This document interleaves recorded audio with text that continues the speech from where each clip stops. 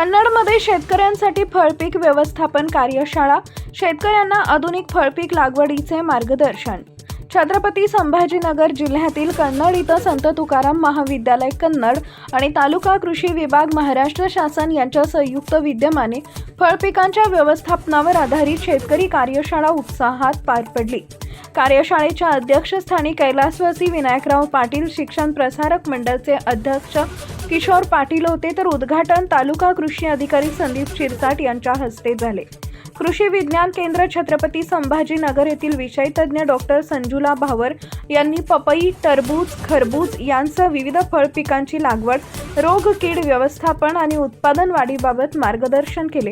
कार्यक्रमाला मंडळाचे संचालक विश्वासराव मोहिते, सचिव प्रसन्न पाटील यांची उपस्थिती होती. प्राचार्य डॉक्टर शरद गावंडे यांनी प्रास्ताविक केले. परिसरातील शेतकरी व विद्यार्थ्यांचा उत्स्फूर्त सहभाग लाभला. टाइम्स ऑफ महाराष्ट्र न्यूजसाठी छत्रपती संभाजीनगर प्रतिनिधी संतोष खाजेकर यांचा रिपोर्ट. पुरवठा करावा हा सुद्धा दृष्टिकोन माझा होता. म्हणून भविष्यामध्ये परत एकदा जेवढे रोपवाटिका धारक आहेत आणि जेवढे टमाट्यामध्ये आमचं जास्त पीक येतं, जास्त व्यापार होतो, आदरकीमध्ये होतो, अशा लोकांचा सुद्धा एक या निमित्तानं एक शिबिर या निमित्ताने या ठिकाणी शेतावर घेऊ. ते गणपतराव खरे प्रयोगशील शेतकरी त्यांच्याकडे तुमचं ते तुम्ही सांगितलं शेरू आहे, सीताफळ आहे, जांभूळ लावलेले आहे त्यांनी, काहीतरी वेगवेगळ्या प्रकारचा ऊस लावलेला आहे. एकदम मला पाठवलेला ऊस किती काढण्यात होतो?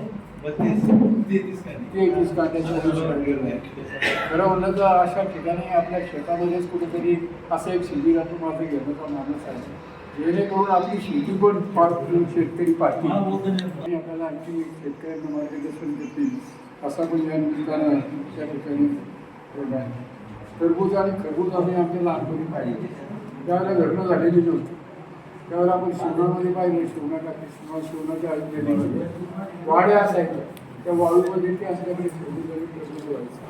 परंतु नंतर क्रांती होऊन आता शेतामध्ये सुद्धा त्याचं लागवड आणि शास्त्रशुद्ध पद्धतीने लागवड पपई असेल, टरबूज खरबूज असेल, यावर शेतकऱ्याच्या संदर्भात असेल अत्यंत योग्य मार्गदर्शन साधारणतः 2 ते 2.5 तासामध्ये आपण दिले. त्याबद्दल आमचे शेतकरी अधिकारी देखील या ठिकाणी काही कार्यक्रमाला गेले, त्यांचंसुद्धा आणि आमचे पत्रकार नेहमीच आमच्या महाविद्यालयाच्यासाठी माहिती देतात. त्यांच्या ते या तालुक्याचे तालुका कृषी अधिकारी माननीय शिरसाट साहेब यांचेही या ठिकाणी आभार व्यक्त करतो म्हणून व्यक्त करतो.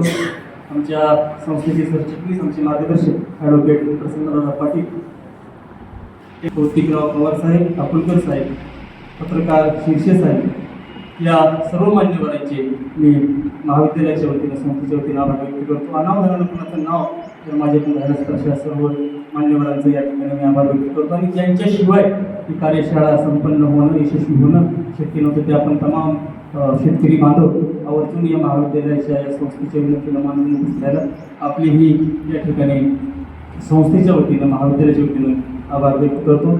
या कार्यशाळेचे संयोजक महाविद्यालयाचे प्राचार्य, इतिहास विभाग प्रमुख शरदजी गावंडे सर यांचंही एक उत्तम प्रकारचं आयोजन केल्याबद्दल मी महाविद्यालयाच्या वतीनं आभार व्यक्त करतो. छान संचलन करणारे माझे स्नेही प्राध्यापक डॉक्टर केशव मोरे यांचंही आभार व्यक्त करतो. आणि या ठिकाणी राष्ट्रगीताने या कार्यशाळेचे संपन्न साधे